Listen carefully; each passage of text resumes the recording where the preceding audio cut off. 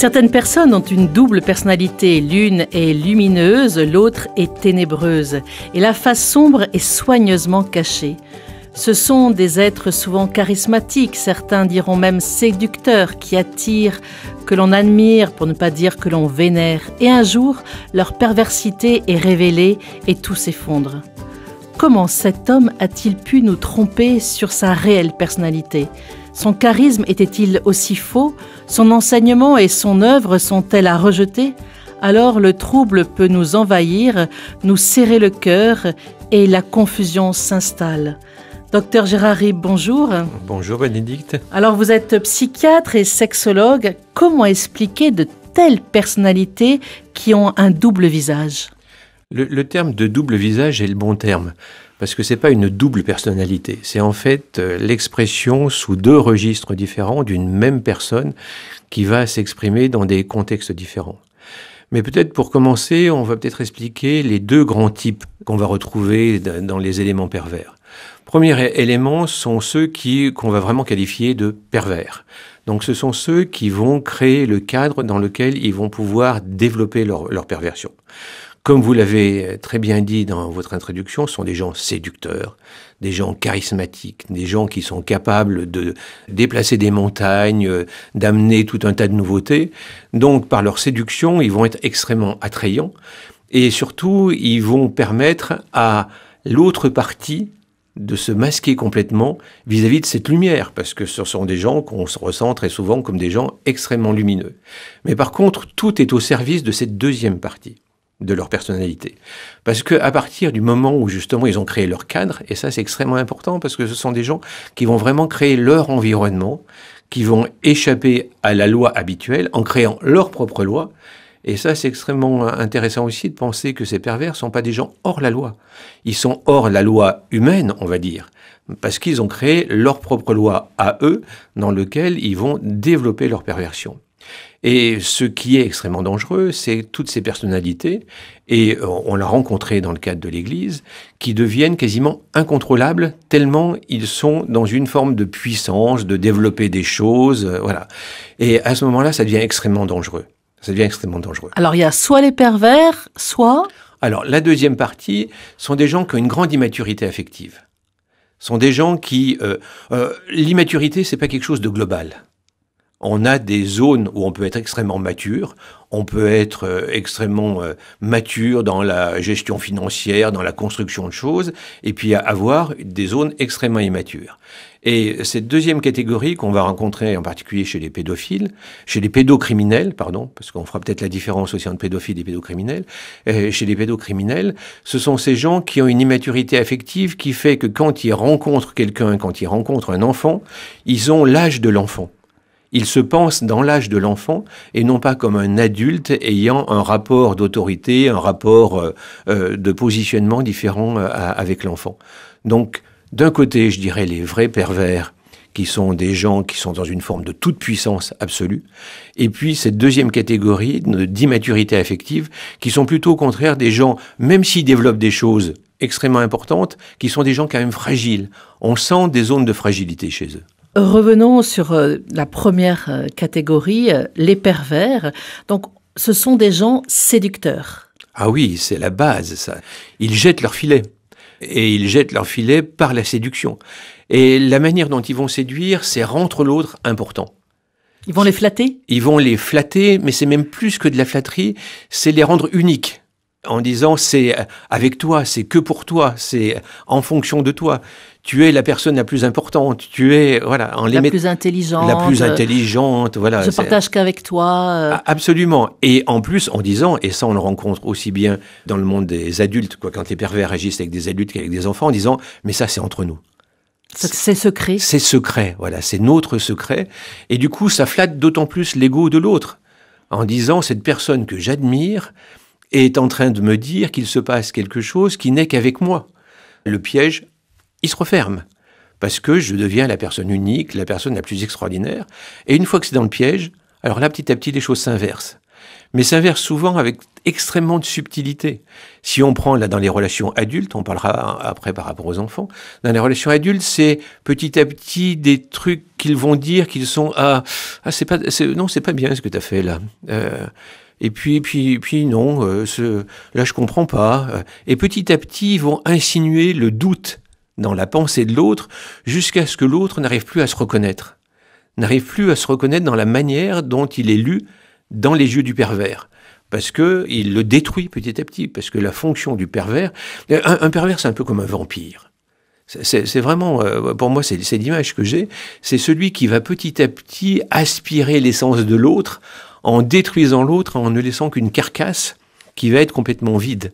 D'ailleurs, les gens qui vivent avec ce type de personnalité le ressentent complètement. Ils le disent, la clinique, ils nous l'expriment. Je voudrais revenir sur la notion de secret. Oui.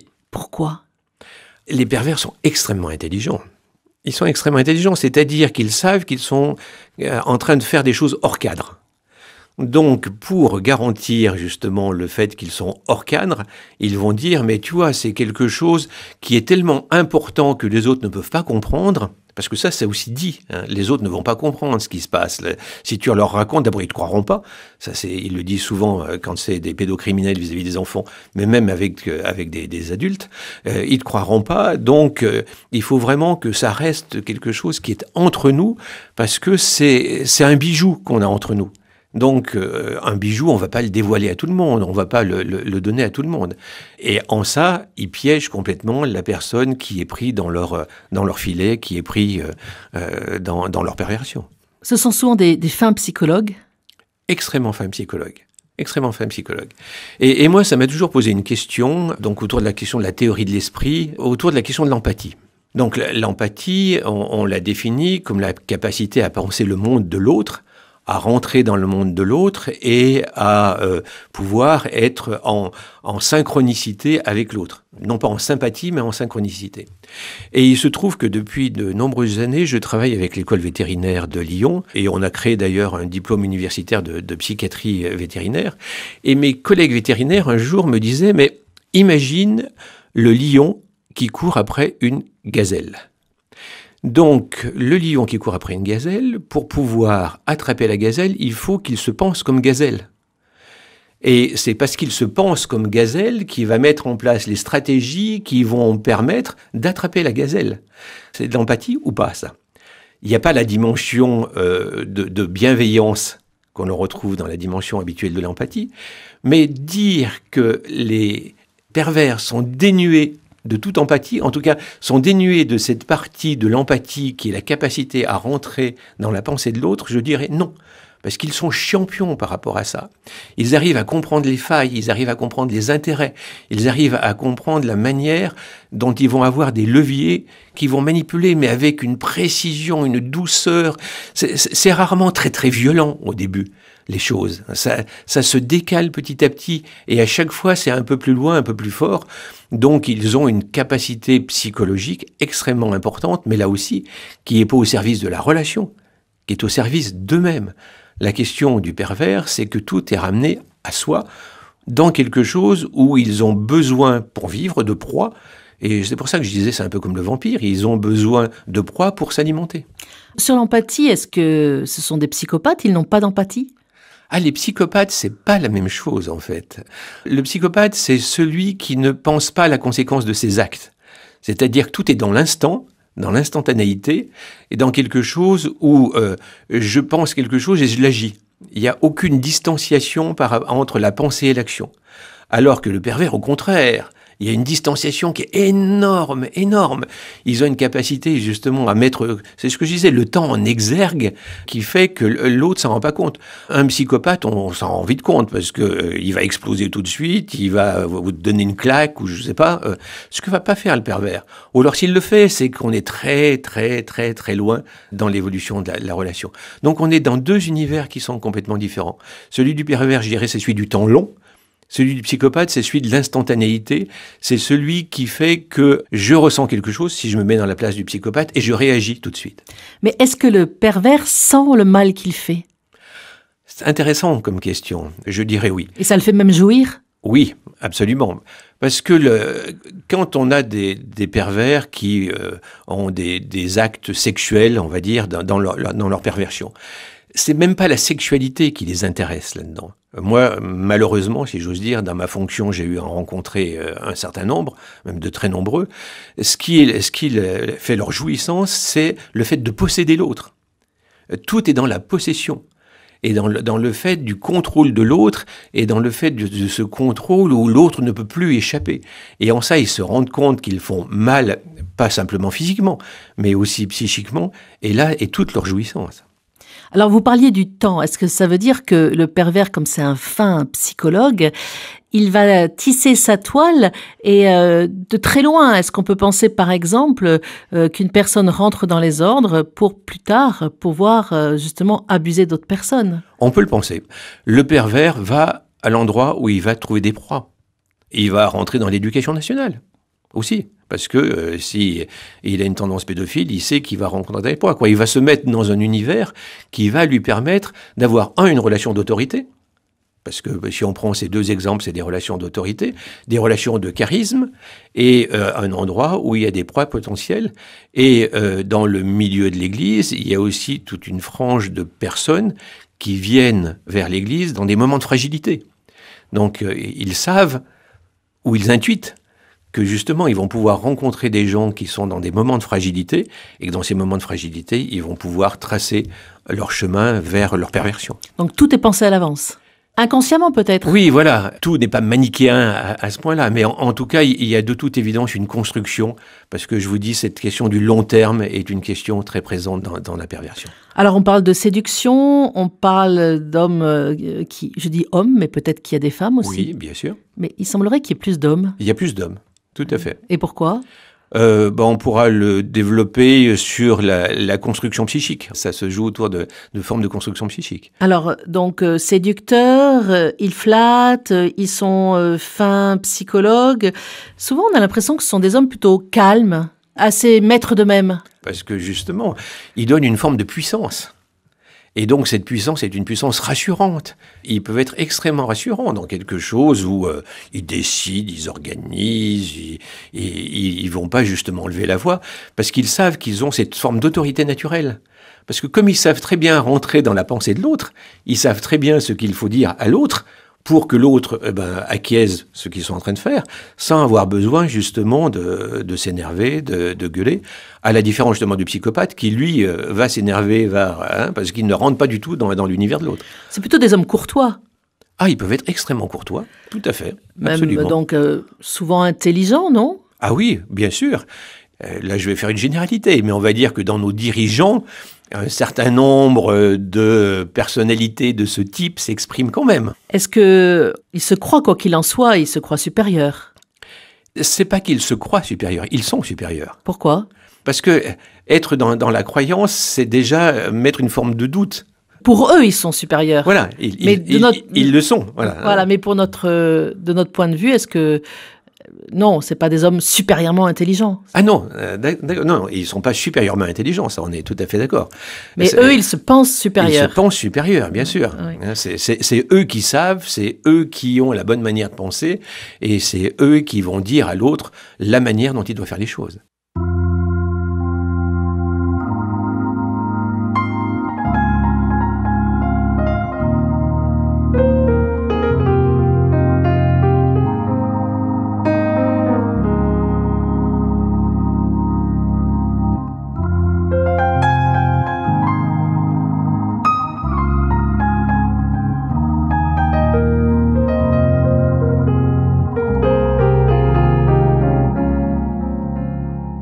Gérard Ribes, ensemble, nous parlons d'un sujet extrêmement délicat, les personnes qui ont un double visage. Vous disiez que ces personnes, ils s'affranchissaient de la loi. En fait, elles créent leur propre loi souvent, et puis même, elles n'ont aucun contrôle de l'extérieur. Oui, parce qu'ils arrivent à développer des choses tellement extraordinaires qu'on leur fait une confiance absolue. Et c'est quand il y a l'absolu de cette confiance que le pervers là, va pouvoir jouir complètement de ce qu'il a mis en place. Moi, je suis intimement persuadé, par exemple, si on prend l'exemple de Prénat, que tout le monde connaît, que du moment où il est allé à Roanne, il n'y a plus aucun acte de pédocriminalité. Parce que justement, le système qu'il avait mis en place avait été cassé et que de nouveau, il était sous contrôle. Et qu'avant, il était vraiment comme un électron libre qui a fait tout ce qu'il voulait, comme il voulait, parce que justement, il avait développé quelque chose que tout le monde considérait comme extraordinaire. Alors pour donner un exemple, il avait créé donc un groupe de scouts, mais Oui. qui n'était pas sous l'égide des scouts qui pouvaient les contrôler. C'était un groupe indépendant. Un groupe indépendant. C'est ça qui est, j'allais dire extraordinaire, je mets plein de guillemets à extraordinaire. Mais il a réussi quand même à faire ça, quoi, à faire son groupe Saint-Luc qui ne dépendait plus de personne, si ce n'est que de lui. Et donc déjà ça aurait dû mettre la puce à l'oreille. Ça aurait dû dire, mais qu'est-ce que c'est que cette personne qui s'affranchit de toute autorité, qui se met en dehors de toute règle, qui se met en dehors de tout contrôle, parce que là on retrouve justement la manière dont fonctionnent les pervers. Et comment expliquer dans ces cas-là que on a l'impression que comme toute la paroisse ou tous les gens qui les fréquentaient étaient comme anesthésiés. Alors anesthésiés, moi j'aurais plutôt dit hypnotisés. Hypnotisés, voilà, oui, hein, oui. quelque chose d'une Ils sont subjugués, voilà, donc ils sont voilà. hypnotisés. Voilà, et de quelque chose qui fait que même s'il y a une parole qui peut émerger, elle ne va pas être entendue. Parce que tout le monde trouve que cette personne est tellement extraordinaire que les pervers, et ça c'est une de leurs puissances et une de leurs dangerosités, c'est qu'ils arrivent à annihiler la pensée des autres. Puisqu'ils ont imposé leur pensée qui est quelque chose qui est la pensée, qui est la manière dont les gens doivent penser, eh ben, le côté individuel va petit à petit disparaître. Et ce qui fait que, outre le fait qu'ils vont agresser certaines personnes d'une manière individuelle, dans des actes pédophiles ou de viol, etc., mais ils vont agresser aussi le groupe dans lequel se passent les choses. Parce que toute personne est victime en même temps du pervers, parce qu'il n'est plus lui-même. Ils ne se reconnaissent plus au bout d'un certain temps. Et il se trouve qu'avec les scouts de Saint-Luc, moi j'ai eu beaucoup de contacts après avec et des parents et des jeunes, ils ne se reconnaissaient plus. Mais même la moindre critique, c'est presque un crime de lèse-majesté. Ah mais c'est un crime de lèse-majesté. Il n'est pas pensable, il n'est pas autorisé d'émettre une critique. Parce que c'est remettre en cause tout le système et puis ça fonctionne si bien. Il fait des choses tellement extraordinaires. Et je reviens sur ce que je disais, que, allez, même si il a des trucs qui sont parfois un peu bizarres, c'est gommé. Et c'est ça qui est extraordinaire. Et là, on va rentrer dans des éléments de déni. Parce que quand on prend les différents exemples, il y avait quand même des choses qui étaient patentes, qui étaient visibles, qui auraient pu être mises en évidence à ce moment-là, mais qui n'ont pas été relevées dans une forme de déni, voire de clivage, où c'était complètement expulsé de la pensée. Mais même s'il n'y a pas d'atteinte sexuelle, l'atteinte de l'intelligence et de la liberté, c'est déjà extrêmement grave. Ah ben bien sûr. Pour moi, c'est même une des bases les plus importantes. Bien sûr, l'atteinte du corps est quelque chose de monstrueux, mais l'atteinte de la pensée est encore pire, parce que l'atteinte de la pensée fait que on ne sait pas si on a raison de penser qu'on a été agressé. Si on a été agressé sexuellement, il y a un acte. C'est objectif. Voilà, c'est objectif. Il y a quelque chose où il s'est passé quelque chose.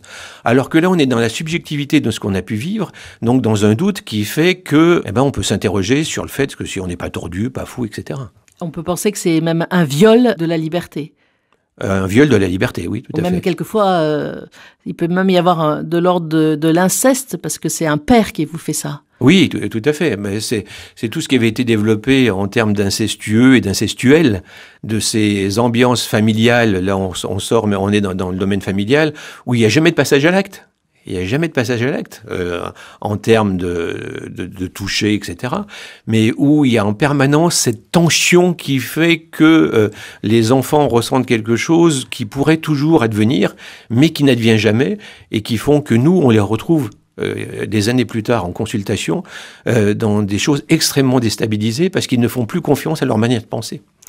Et quand ça touche au spirituel, le spirituel, c'est souvent cette relation à Dieu, c'est ce qu'il y a de plus intime, de plus cher. Oui, on retrouve exactement la même chose. Et je dirais que dans les exemples que l'on a, en particulier, pas du côté de Prénat, mais de Thomas en particulier. Hein, des deux Thomas. Hein, des deux Thomas, voilà. Thomas Philippe et Marie-Dominique Philippe. Voilà, hein, les deux frères en plus. Oui. Donc on retrouve complètement ça en fait. C'est-à-dire qu'ils ont utilisé la dimension spirituelle au service de leur perversion. et dans quelque chose où ils ont mélangé une aspiration spirituelle qui était importante de la part des gens qui venaient les voir, dans quelque chose qui était au service exclusivement de leur perversion. Et là, je dirais que c'est peut-être le pire. On est dans le summum de la perversion. Merci, enfin, je ne sais pas s'il faut vous dire merci parce que vous nous avez partagé des choses très difficiles, mais si merci de votre éclairage. On va continuer ensemble ces émissions pour essayer de mieux comprendre ces personnes qui ont un double visage. Au revoir et à la fois prochaine. Merci Bénédicte.